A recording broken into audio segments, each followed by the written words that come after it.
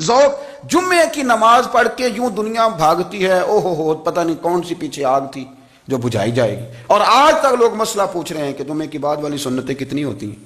میں نے کہا کتنے سال ہو گئے جمعہ پڑھتے, کتنے سال ہو گئے, ابھی تک سنتوں کا نہیں پتا, ابھی تک نہیں علم کے پہلے کتنی رکھتے ہیں اور بعد میں کتنی رکھتے ہیں.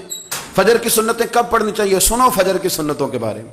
میرے رسول کریم سید عالم صلی اللہ تعالیٰ علیہ وسلم سے ایک صحابی نے پوچھا تھا, حضور میری فجر کی سنتیں رہ گئیں یا رہ جاتی ہیں تو حکم کیا ہے. کیا انداز ہے حضور کا, بخاری مسلم کے لفظ سنو. حضور سید عالم صلی اللہ علیہ وسلم فرمانے لگے, اس نے کیا پوچھا تھا, حضور جواب کیا دیتے ہیں, فرمایا فجر کی سنتیں کبھی نہ چھوڑنا, فجر کی پہلی 2 سنتیں کبھی نہ چھوڑنا. یا رسول اللہ صلی اللہ تعالیٰ علیہ وسلم میری رہ گئی ہیں رہ جاتی ہیں. فرمایا فجر کی 2 سنتیں نہ چھوڑنا. فرمایا فجر کی پہلی 2 سنتیں مجھے دنیا اور دنیا کے اندر جو کچھ ہے وہ سب سے زیادہ پیاری ہے. فجر کی 2 سنتیں دنیا اور دنیا میں جو کچھ ہے مجھے وہ سب سے زیادہ پیاری ہیں. اس لیے فجر کی سنتیں نہ چھوڑنا. اپنا ذوق, اپنی طبیعت, ہم نے نا ذوق غلط بنا لیا. اگر 20 بندے کہہ بھی دیں گے تو نے بڑی شاندار تلاوت کیا تو کیا اس سے بنے گا. 100 بندہ کہہ بھی دے تیری کیا بات ہے, کیا بات ہے نعت خاں کی, کیا بات ہے علامہ صاحب کی, پیر صاحب کی, پیر مہر علی شاہ صاحب رحمۃ اللہ علیہ. آپ تشریف فرماتے تو آپ کے ایک ہی بیٹے بابو جی جن کو کہا جاتا ہے, جس دن صاحبزادے پیدا ہوئے تو خادم نہ وہاں سے نکلا.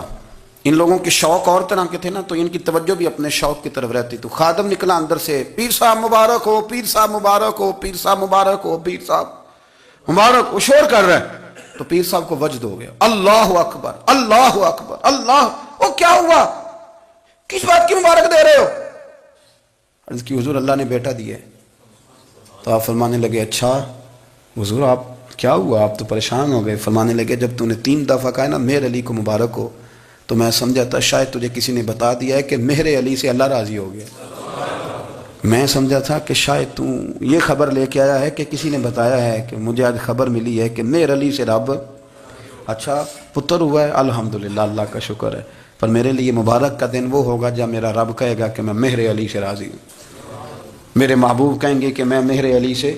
آپ بات کو سمجھیں, شوق ہی کسی اور طرف تھا, دل ہی کہیں اور لگا ہوا تھا. ان کا امتی کا حق ہے کہ جو حضور فرما دے, جس وقت فرما دے, جس تناظر میں فرما دے, وہ صدق کے دل سے اسے لوگوں کی سمجھ میں نہیں آتا. اور جناب یہ سمجھ شریف کا قصور ہے, یہ سمجھ شریف مختصر ہے اس لیے سمجھ میں نہیں آتا. لوگوں کی سمجھ میں بڑی چیزیں نہیں آتی, اب کیا وہ چیزیں چھوڑ دی جائیں گی.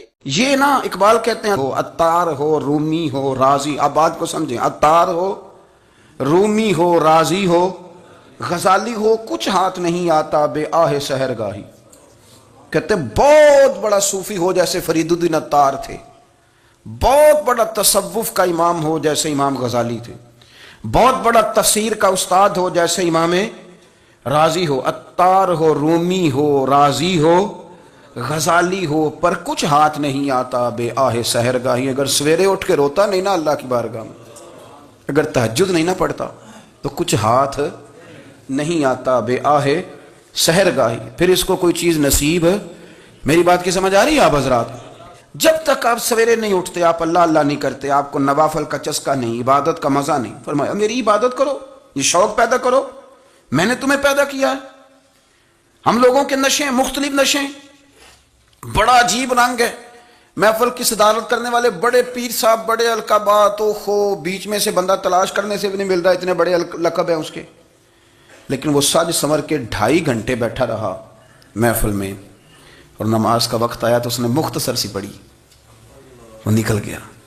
ہلکے سے سجدے کیے, او اتنا بڑا عشق رسول نعت کا, او ہو کیا بات ہے. اور عشق رسول کا بہت بڑا پیغامبر, بہت بڑا مبلغ. وہ بیچارہ سمجھ ہی نہیں سکا کہ اللہ کے رسول نے فرمایا تو نماز پڑھ میری آنکھیں ٹھنڈی ہو جائیں گی. تو یہ نشے کے عادی تو ہیں پر حقیقت کے قائل نہیں ہیں. یہ بس ٹھیک ہے خوابوں کی دنیا میں لوگ زندہ ہیں, پر جن کو یہ جو نشہ تھا نا عبادت کا, یہ میرے رسول پاک کی چاہت ہے, یہ میرے نبی کریم علیہ السلام کی. آپ دیکھیں نا حضور مہینوں جا کے غار حرا میں بیٹھتے, کیا وہاں تبلیغ کرتے تھے, کوئی کتاب لکھتے تھے؟ رسول کریم علیہ السلام مہینہ رہتے غار حرا میں, کوئی نہ مجھے دیکھے, کوئی نہ مجھے ملے. حضور یہاں کیا ہے؟ فرمایا میں اپنے رب کی عبادت کروں گا. نبی کریم علیہ السلام نے سجدوں کے ساتھ پتھروں اور پہاڑوں کو آباد کر دیا، سجدوں کے ساتھ۔ آپ کا سجدہ آپ کو بہت ساری چیزوں سے چھڑا لیتا ہے، یہ بہت ساری جگہوں سے جھکنے سے بچا لیتا ہے۔ صوفیاء اولیاء یہ کیا کرتے تھے؟ یہ سجدے کا ذوق ہی تو پیدا کرتے تھے، سجدے کا ذوق۔ شاہ عبدالعزیز دباغ رحمۃ اللہ تعالی علیہ اپنے مریدوں سے فرمایا کرتے تھے کہ اگر تم پکے نمازی بن جاؤ نا، تہجد گزار ہو جاؤ، تو میرے پاس آنا جانا چھوڑ دینا۔ عرض کی حضور کیوں؟ فرمایا میں تمہارے اور رب رسول کے راستے میں رکاوٹ نہیں بننا چاہتا، اور میرا مقصود ہے تمہیں وہاں تک پہنچانا۔ جب پہنچ گئے تو پھر میری ضرورت ختم ہو گئی۔ ہاں کبھی وسوسہ آئے، شک پیدا ہو، تکلیف ہو تو آنا، ورنہ میں نہیں چاہتا کہ میں رکاوٹ بنا رہوں۔ تم اللہ اللہ کرو، اس مالک کو راضی کرو۔ میرے رسول پاک علیہ وسلم نے فرمایا بندہ اللہ کے سب سے قریب اس وقت ہوتا ہے جب وہ سجدے کی حالت میں ہوتا ہے۔ کس کے قریب ہوتا ہے؟ اللہ کے سب سے قریب ہوتا ہے، وہ بڑا نیڑے ہے رب کے، بڑا قریب ہے، اس لیے کہ وہ حالت سجدہ میں۔ وہ جب سجدے کرتا ہے نا، اس کی بارگاہ میں جب جھک جاتا ہے، آپ ذرا سجدے کی کیفیت دیکھیں نا، زبان بھی یہاں ہے، آنکھ بھی یہاں ہے، کان بھی، عقل بھی ساری، اس نے سارا کچھ رکھ دیا سجدے میں۔ آپ وہ کبھی پیچھے جائیں تو دیہاتوں میں کہا جاتا تھا ناک سے نکیریں نکالو، بہت بڑی سزا ہوتی تھی نا، ناک سے نکیریں نکالو، بڑی سزا ہوتی تھی۔ تو اس نے کہا مالک مجھے کسی نے کہا نہیں، پر دیکھنا میں نے رکھ دی ساری عقل سجدے میں، اور رکھ کے کہا کیا؟ سبحان ربی یا اللہ، اللہ میں پست ہوں تو اعلیٰ ہے، اللہ تو میرا رب ہے اور تو سب سے اعلیٰ۔ اتنا، اور فرمایا جب یہ اس کیفیت میں ہوتا ہے تو پھر یہ اپنے رب کے قریب ہوتا ہے۔ کثرت عبادت، نوافل۔ ہمارے ہاں عمرے کی قرآن اندازی محفلوں پہ ہونے لگ گئی ہے، حالانکہ حدیث سے ثابت نہیں۔ میں دوستوں سے کہتا ہوں جائز ہے، کرنی چاہیے، عمرے کی قرآن اندازی جائز ہے، پر کسی حدیث میں نہیں آئی کہ قرآن اندازی کرو عمرہ کرو۔ حدیث میں قرآن اندازی یہ آئی ہے کہ نبی پاک علیہ السلام نے فرمایا تمہیں پتہ چل جائے نا پہلی صف کا ثواب کتنا ہے، تم قرآن اندازی کرو۔ عمرے کی قرآن اندازی کا تو پوسٹر چھپتا ہے، تو یہ والی قرآن اندازی کب ہونی ہے؟ ہونی چاہیے کہ نہیں؟ حضور نے فرمایا تمہیں پتہ چلے کہ اس کا ثواب کتنا، تو تم قرآن اندازی کرو، تم قرآن ڈالو۔ جب آپ نماز پڑھ رہے ہوتے ہیں، جب آپ کا مصلی آباد ہوتا ہے، صلاح الدین ایوبی ایک بزرگ سے ملاقات ہو گئی، بیت المقدس پر قبضہ تھا عیسائیوں کا، تو صلاح الدین بڑے پریشان تھے۔ وہ بابا جی کہنے لگے پتر کیا ہوا؟ کہنے لگے حضور پتہ چلا ہے دشمن کے 2 بحری بیڑے اسلحہ لے کے آ رہے ہیں، مسلمان پہلے ہی کمزور ہیں، اور اب اگر 2 بحری بیڑے اور آ گئے تو حضور مسئلہ بن جائے گا۔ تو میں پریشان ہوں کہ کس طرح یہ کم مسئلے والی ہماری فوج ہے کیسے مقابلہ کرے گی۔ تو بابا جی کہنے لگے پتر اس طرح کرنا، آج رات تو بھی دعا کرنا اور میں بھی کروں گا، تو بھی دعا کرنا، آپ ناراض نہ ہونا، ہم تو پیروں والے ہیں، ہم تو پیروں کے نوکر غلام ہیں، ہمارا تو گزارا ہی نہیں، ہمیں تو ملتا ہے سارا کچھ وہاں سے۔ پر میرا سوال یہ ہے کہ تعویذ لینے جاتے ہو نفل کیوں نہیں پڑھتے؟ رات اللہ اللہ کیوں نہیں کرتے؟ یہ بھی تو ہمارے بزرگوں کا ہی طریقہ ہے، انہوں نے تو ہمیں سکھایا ہے۔ صلاح الدین ایوبی سے بزرگوں نے کہا کہ رات آج نا اللہ اللہ کرنا، تو میں تیرے لیے دعا کروں گا، تو بھی دعا کرنا۔ تو بندہ جب دکھی ہوتا ہے تو سجدہ کرتا ہے، تو پھر ہی تو مصلی بھیگ جاتا ہے، پھر ہی تو مزہ آتا ہے۔ سکھی بندہ تو کعبے جا کے نہیں روتا، دکھی تھے، تکلیف تھی، تو سر رکھا سجدے میں تو تڑپ گئے۔ اور وہ بابا جی کہتے ہیں میں مسجد آیا تو صلاح الدین چیخیں مار کے رو رہا تھا اور کہہ رہا تھا مالک میں کوئی اپنی شان کے لیے تو نہیں نہ لڑ رہا، اللہ کو میں کوئی قبضوں کے لیے تو نہیں لڑ رہا، مالک تیرے لیے لڑ رہا ہوں، مجھے بے آبرو نہ کرنا، میری مدد فرمانا۔ کہتے ہیں میں آیا تھا کہ مسجد میں دعا کروں گا، پر صلاح الدین ایوبی کو روتے دیکھا تو میں لوٹ گیا۔ تو سویرے صلاح الدین ملے تو بڑے خوش تھے۔ میں نے کہا پتر کیا ہوا؟ کہنے لگے حضور وہ بحری بیڑے 2 آ رہے تھے نا اسلحہ لے کے، دونوں ڈوب گئے پانی میں ڈوب گئے۔ تو بابا جی کہنے لگے صلاح الدین وہ پانی میں نہیں ڈوبے، وہ تیرے آنسوؤں میں ڈوب گئے، وہ غرق ہو گئے، وہ جو تو نے مصلی بات کیا تو وہ تیرے آنسوؤں میں ڈوب گئے، وہ غرق ہو گئے، وہ تباہ، اتنے قیمتی تھے تیرے آنسو کے بہا لے گئے دشمن کے بحری بیڑوں کو۔ میرے بھائی ٹھیک ہو گیا جی، میرے عزیز سمجھ لیں اس بات کو ہمیشہ کے لیے، اور اس پر غور کرنے اچھے طریقے سے کہ میرے رسول کریم سید عالم صلی اللہ علیہ وسلم نے نا ہماری توجہ دلائی، حضور نے ہمیں بتلایا، ہمارا ذوق بڑھایا عبادت کی طرف۔ ایک صحابی تھے حضرت ابو فاطمہ رضی اللہ تعالیٰ عنہ، یہ ترمذی شریف کی حدیث ہے، نبی پاک علیہ السلام نے فرمایا ابو فاطمہ قیامت کے دن مجھ سے جلدی ملنا چاہتے ہو کہ دیر کے ساتھ؟ تو کہنے لگے حضور کون ہوگا جو دیر سے ملنا چاہے گا؟ ہم نے تو جان دے دی وعدہ دیدار پر۔ اعلیٰ حضرت فرماتے ہیں جان دے دی وعدہ اور نقد اپنا دام ہو ہی جائے گا۔ مجھے لگتا ہے کہ یہ سودا نقد و نقد ہو جانا ہے، چونکہ ہم نے جان دے دی وعدہ دیدار پر۔ آپ نے وعدہ کیا تھا کہ مریں گے تو پھر زیارت ہوگی، تو مر گئے ہم زیارت کی خاطر۔ جان دے دی وعدہ دیدار پر تو نقد اپنا دام ہو ہی جائے گا۔ اے رضا ہر کام کا ایک وقت ہے، دل کو بھی آرام ہو ہی جائے گا۔ تو حضرت ابو فاطمہ رضی اللہ تعالیٰ عنہ سے نبی پاک صلی اللہ علیہ وسلم نے فرمایا جلدی ملنا چاہتے ہو کہ دیر سے؟ عرض کی حضور فٹافٹ ملنا ہے، میں نے قیامت کے دن آپ سے جلدی ملنا ہے۔ تو نبی پاک علیہ السلام نے فرمایا پھر اس طرح کرنا، دنیا میں رہ کے سجدے زیادہ کرنا، پھر سجدے زیادہ کرنا، قیامت میں ملاقات جلدی ہو جائے گی، قرب ملے گا تمہیں۔ اپنے بچوں کے اندر دیکھیں نا، ہم شوق پیدا کرتے ہیں، ہمیں صحیح لفظ نہیں بولنے آتے پر ہم بچوں میں شوق پیدا کرتے ہیں کہ پتر ڈاکٹر بن جائے گا تو بڑا نفع کرے گا، تو لوگوں کی خدمت کرے گا، ملک و ملت کی خدمت کرے گا، تیرے ابا کا نام روشن ہوگا، تیرے دادا کی تعریفیں ہوں گی۔ ہم یہ ذوق پیدا کرتے ہیں۔ ہم اپنے نوجوانوں کے اندر یہ فکر پیدا کرتے ہیں، انہیں ہم سمجھاتے ہیں کہ میاں جب تم پڑھو گے، محنت کرو گے تو فلاں آدمی کی طرح تمہارا نام ہوگا۔ یہ جتنا ذوق ہم بچوں کے اندر ان چیزوں کا پیدا کرتے ہیں، ہمیں حکم ہے کسی طرح ہم ذوق پیدا کریں کہ پتر نماز پڑھے گا تو اللہ راضی ہو جائے گا، تو سجدہ کرے گا۔ دیکھیں نا میرے رسول کریم علیہ السلام نے فرمایا 7 سال کے بچے کو مسجد لے کے جاؤ، یعنی اسے شوق دلاؤ، اس کے اندر یہ خاصیت پیدا کرو کہ اس کا دل کرے مسجد میں جانے کا، اس کے اندر یہ خصوصیات لاؤ کہ وہ ہمارے ہاں نا ہر چیز کو پروموٹ کیا جا رہا ہے، ہر چیز کو، یعنی سر سنگیت سکھانے کے لیے اکیڈمیاں بن گئی ہیں، ہر شے پروموٹ ہو رہی ہے، عبادت کا جذبہ کم ہوتا جا رہا ہے، اللہ کا ذوق ہمارے اندر نہیں رہا۔ اور اتنا مشکل ہم نے اپنے لیے بنا لیا ہے کہ وہ بندہ جو بڑی زبردست مذہبی گفتگو کر رہا تھا اور تگڑی بات کر رہا تھا، کیا بات ہے، لیکن نماز کے بارے میں کمزوری دکھا جاتا ہے، نوافل کے بارے میں وہ چپکے سے نکل جاتا ہے۔ امام احمد بن حنبل رحمۃ اللہ تعالی علیہ، مسند امام احمد بن حنبل 14 جلدوں میں ہے مارکیٹ میں، اور مجھے تو خیر پسند ہی بڑی ہے، میں نے تو کئی دفعہ پڑھی ہے۔ اور کیا بات ہے امام احمد بن حنبل کی، کیسے تگڑے قسم کے محدث تھے، اور اللہ نے کتنا انہیں اعزاز عطا فرمایا ہوا تھا۔ یہ کوڑے بھی کھاتے تھے دین کی خاطر، سارا کرتا لہو سے بھر بھی جایا کرتا تھا، بڑا اعزاز والا شخص تھے، بڑے اعزاز والے۔ حدیثیں جمع کرنا، حدیثیں لکھنا، حدیث پڑھانا، سارا دن رہتے تھے۔ کہہ سکتے تھے کہ میں کر تو رہا ہوں کام، اور حدیث بھی موجود ہے کہ عالم عابد سے افضل ہوتا ہے، پر اس کے باوجود امام احمد بن حنبل رحمۃ اللہ علیہ 300 نفل فرض نمازوں کے علاوہ پڑھا کرتے تھے، 300 نوافل روز پڑھا کرتے تھے۔ ان کے بیٹے نے کہا ابا جی مکان خریدنا ہے تو جگہ کہاں کر کے لوں، بہت ساری آبادیاں، تو فرمایا پتر وہاں لینا جہاں مسجد قریب ہو۔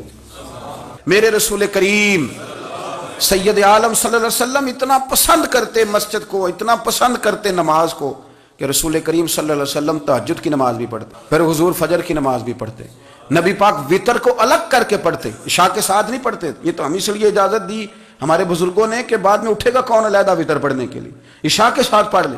وتر پڑھتے، تہجد پڑھتے، فجر پڑھتے، اشراق پڑھتے، چاشت پڑھتے، پھر مغرب کی نماز کے بعد 6 رکعت اوابین پڑھتے، پھر رات کو صلاۃ اللیل پڑھتے۔ سیدہ عائشہ صدیقہ کہتی ہیں زمانہ سو جاتا اور میرے رسول مصلی بچھا کے کھڑے ہو جاتے۔ او یار کھیتی باڑی کر کے نہیں، محنت مزدوری کر کے نہیں، جناب عائشہ کہتی ہیں میں یہ بھی دیکھتی کہ حضور ایک آیت شروع کرتے تو ساری رات اسی کو پڑھتے، اور میری نظر جاتی تو قدم مبارک پہ ورم آ جاتا۔ یار نماز پڑھ کے اتنی مشقت کر کے، اتنی جد و جہد کر کے ورم آ گیا، یا رسول اللہ اتنی محنت کیوں کرتے ہو؟ فرمایا افلا اکون عبدا شکورا، کیا میں اپنے رب کا شکر گزار بندہ نہ بنوں؟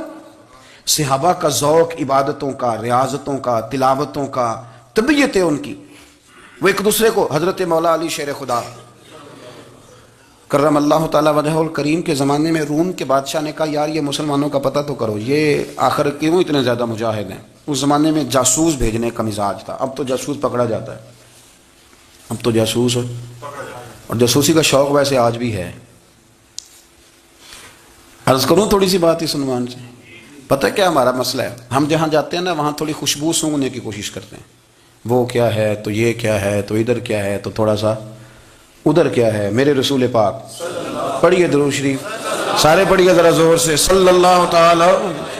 نبی پاک علیہ السلام نے فرمایا جاسوسی نہ کرنا ورنہ تم بندوں کو خراب کر دو گے، اور فرمایا اس طرح نہ ہو کہ تم کسی کے آپ کھول نہ نکلو تو تمہارے پہلے کھل جائیں. یہ جو ذوق ہے نا یہ ختم کریں، چھوڑیں. مطلب آپ کس چکر میں پڑے ہوئے ہیں؟ اتنی زیادہ توجہ کرنے کی کیا ضرورت ہے؟ نیک کام سے کام رکھیں، اس میں بندہ تھوڑا سا نا آسان رہتا ہے. یہ جو بہت زیادہ ٹٹولنے والے لوگ ہوتے ہیں نا وہ بیچارے پھر عمر ٹٹولتے ہی گزار دیتے ہیں، اس لیے کہ مزاج ہی بہت پکا ہے. بوری کا منہ کھول کے اندر تک ہاتھ ڈالنا، تو پھر کئی دفعہ سامنے سے بچھو بھی لڑ جاتا ہے، خرابی ہوتی ہے. تو جاسوسی کی جاتی تھی. اس نے بھی جاسوس بھیجے کیونکہ قبیلوں کے لوگ تھے، کچھ مسلم کچھ کافر، پہچانے نہیں جاتے تھے لوگ. تو کچھ لوگ اس نے بھیجے، انہوں نے آ کے نا تحقیق کی، ریسرچ کری کہ آخر ماجرا کیا ہے. تو واپس جا کے انہوں نے رپورٹ دی نا روم کے بادشاہ کو. اس رپورٹ کا ایک جملہ بڑا شاندار ہے. وہ کہنے لگا بادشاہ ہمیں مسلمانوں کی کوئی سمجھ نہیں آئی، ہمیں کوئی سمجھ نہیں آئی. انہوں نے کہا کیوں نہیں سمجھ آئی؟ کہنے لگے یار عجیب بندے ہیں، جب رات مصلے پہ بیٹھتے ہیں تو یوں لگتا ہے ان کا دنیا سے رشتہ ہی کوئی نہیں، کوئی کسی کو نہیں جانتا. کوئی اپنے دکھ سنا کے رو رہا ہے، وہ اپنی بات کر کے رو رہا ہے، لگتا ہے کہ ان کا کوئی رشتہ ہے ہی نہیں جب مصلے پہ بیٹھتے ہیں. اور فرمایا جب سویرے یہ جہاد کرنے نکلتے ہیں تو لگتا ہے ان سے زیادہ دلیر ہی کوئی نہیں. حالانکہ جو مسلوں پہ رونے دھونے کے لوگ ہوتے ہیں وہ کئی دفعہ جہاد میں کام نہیں کرتے، لیکن عجیب لوگ ہیں کہ رات کے راہب ہیں، دن کے مجاہد ہیں، کوئی سمجھ نہیں آتی. میرے عزیز، ان لوگوں نے مسلح آباد کر کے رکھا، تلاوتیں ان کا ذوق رہی، منظر روز پڑھنا، اسباق پڑھنا، وظائف پڑھنا، یہ ان کا ذوق رہا. اعلیٰ حضرت بریلوی رحمت اللہ نے 1000 کتاب لکھی ہے، لیکن الوظیفۃ الکریمہ کے نام سے جو وہ صبح و شام وظائف پڑھتے تھے وہ الگ انہوں نے ان کو بیان کیا. پابندی کے ساتھ اپنی اللہ اللہ کرتے تھے. شیخ شہاب الدین سہروردی رحمت اللہ علیہ اس پر ایک بندے نے اعتراض کیا. اس نے کہا جی آپ کس قسم کے صوفی ہیں، مرید بیٹھے ہیں اور آپ وہاں نفل پڑھ رہے ہیں؟ یہ بھی بڑا مسئلہ ہوتا ہے نا. جو بندہ ملنے آتا ہے وہ اپنے ٹائم کے حساب سے آتا ہے، اور پھر اس کا یہ بھی خیال ہوتا ہے کہ پیر صاحب جو ہیں وہ چونکہ درویش ہیں تو نہ انہیں روٹی کھانی چاہیے نہ سونا چاہیے، چونکہ وہ درویش ہیں، اور ہم چونکہ درویشوں کے ماننے والے ہیں لہذا ہمارا یہ طریقہ ہونا چاہیے کہ جیسے ہم کہیں درویش ویسے ہی کر جائے. حالانکہ جس کو آپ درویش کہیں گے آپ اس کی مانیں گے، آپ منوائیں گے نہیں. ہمارا مزاج ہوتا ہے. شیخ شہاب الدین پر لوگوں نے اعتراض کی، حضور لوگ ملنے آئے ہیں، زیارت کرنے آئے ہیں، یہ بندے دعا کرانے آئے ہیں، اللہ اللہ کرانے آئے اور آپ نفل پڑھ رہے ہیں. کیا جملہ ہے، کیا حسن ہے، کیا خوبصورتی ہے. فرمانے لگے رب رسول سے مانگنے کے لیے مصلی بچھایا ہے، اگر وہاں سے مانگوں گا نہیں تو تمہیں دوں گا کیا؟ پہلے مجھے کچھ لے تو لینے دو، اگر میرے پلے کچھ ہے ہوگی تو آگے دوں گا نا. تو میں مانگنے گیا تھا کہ یا اللہ دے تیرے بندے لینے آئے ہیں، دے تو میں کچھ لوں گا تو آگے دوں گا نا. لیکن ہمارا یہ سٹیٹس، یہ مزاج، یہ شعور نہیں ہے. گپیں، کہانیاں، داستانیں، گفتگو، خطابت، واز، کیا بات. لیکن اگر کچھ کرنے کا کام ہو تو وہ نہیں ہم سے ہوتا. میرے نبی کریم علیہ الصلوۃ والسلام نے مصلی سے دل لگانے کا درس دیا، حضور نے توجہ دلائی. صحابہ اس ذوق کے حامل لوگ تھے، وہ کوشش کرتے تھے. جناب صدیق اکبر رضی اللہ تعالیٰ عنہ کا عبادت کا مزاج ہمیشہ قائم رہا. حضرت عمر فاروق ساری رات اللہ کے حضور کھڑے رہے. حضرت عثمان غنی رضی اللہ تعالیٰ عنہ عشاء کی نماز پڑھ کے 2 رکعتوں کی نیت باندھتے تھے، 15 سپارے پہلی رکعت میں پڑھ دیتے تھے اور 15 سپارے قرآن مجید کے دوسری رکعت میں پڑھ دیتے تھے. آپ نے نا حضرت عمر فاروق کے وصال کے بعد ان کی ایک بیوہ سے نکاح کیا. حضرت عثمان غنی نے نکاح کیا. وہ خاتون آپ کے نکاح میں آئیں تو عرض کرنے لگی امیر المومنین میرے لیے اعزاز تو بہت ہے کہ میں امیر المومنین کی بیوہ تھی تو امیر المومنین کی منکوحہ ہو گئی ہوں، لیکن حضور نہ تو میں جوان ہوں کہ میرے اندر رغبت ہوتی اور نہ میں اب اس قابل ہوں کہ کوئی خدمت کر سکوں. میرے ساتھ نکاح کی وجہ کیا بنی؟ تو عثمان غنی رو پڑے. فرمانے لگے میں نے عمر فاروق کو مسجد میں اپنے رب سے ڈرتے ہوئے دیکھا ہے، میں نے اسے روتے ہوئے دیکھا ہے، عدل کرتے دیکھا ہے، انصاف کرتے دیکھا ہے، امت کی خیر خواہی کرتے دیکھا. تمہارے ساتھ نکاح اس لیے کیا ہے کہ تم مجھے یہ بتاؤ کہ عمر فاروق گھر کے اندر اپنے رب کو کیسے راضی کرتے تھے، گھر کے اندر کیسے راضی کرتے تھے. وہ طریقے بتلاؤ، تم بتاتی جانا اور میں بھی اسی طرح گھر میں عبادت کروں. میرے رسول کریم علیہ الصلوۃ والسلام نے ارشاد فرمایا، حضور فرمانے لگے جس گھر میں اللہ کا ذکر ہوتا ہے وہ گھر زندوں کا ہے، اور جس گھر میں رب کریم کا ذکر نہیں ہوتا وہ گھر زندوں کا نہیں ہے. گھر نا ہم نا کتابوں میں پڑھتے ہیں کہ ایک بزرگ کہتے ہیں، حضرت فضیل بن عیاض کہتے ہیں کہ میں ایک گلی سے گزر رہا تھا تو گھر کے اندر کسی قاری صاحب نے قرآن کی آیت پڑھ دی ولی من خاف مقام ربہ جنتان، میں تے میرے کانوں سے ٹکرائی تو اللہ نے میری کایا ہی پلٹ دی، میں توبہ کر گیا۔ اب گھر کے اندر سے آواز آئے تو صحیح نہ تلاوت کی، پر اندر سے آواز آتی نہیں ہے، ڈیک بجنے کی آواز آتی ہے، یا ٹی وی چلنے کی آواز آتی ہے، یا دھوم مچانے کی آواز آتی ہے۔ عبادت کا وہ جو خاص شوق تھا، وہ جو حسن تھا، وہ جو توانائی، وہ جو بات تھی۔ ایک جگہ پہ ہم بیٹھے تھے تو وہاں ایک صاحب آئے اور انہوں نے آتے ہی کہا کہ مہربانی کریں ذرا مجھے مصلی دے دیں، میرے نہ کچھ نفل رہ گئے، میں نے وضو کر لیا تو کوئی مصلی مل جائے۔ مصلی انہیں دے دیا گیا، وہ مصلی لے کے چلے گئے تو پیچھے ایک صاحب نے تبصرہ کیا، کہنے نے کتنا ریاکار بندہ ہے، لوگوں کو دکھا رہا ہے کہ میں نفل پڑھتا ہوں، ہے کوئی بات کرنے والی؟ میں نے اسے کہا، میں نے کہا تو مہربانی کرنا اس طرح کی ریاکاری تو بھی کر، پکڑ مصلی اور جا تو بھی تھوڑی ریاکاری کر کے آ، اٹھ ذرا۔